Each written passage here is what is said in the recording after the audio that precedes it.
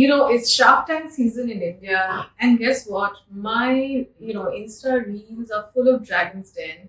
Dragon's Den is actually a precursor to Shark Tank, and Dragon's Den was the first show I really started and enjoyed about entrepreneurship, investments, and now I discover that Dragon's Den is also a variant of actually a Japanese series.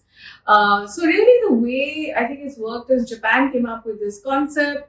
From there, BBC picked it up, did Dragon's Den, which is of course the British version, and then that went on to the US as Shark Tank.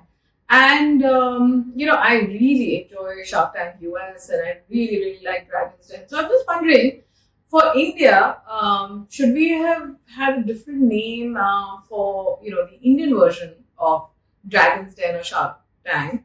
And my second question is, should Dragon's Den also come to India in its format, the way it's done? The difference that I find between Shark Tank US and Dragon's Den is really Dragon's Den is seems more empathetic to the founders.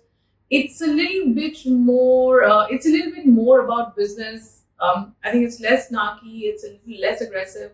It's more British in its sort of DNA and how it all sort of comes through.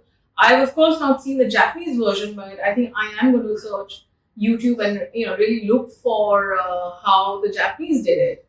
But guys, my question to you is: do we need both Shark Tank and Dragon's Den, or should the Indian version of Shark Tank be called something else? Because that seems to be the sort of way the show has evolved in each country. Picking up the culture of that country.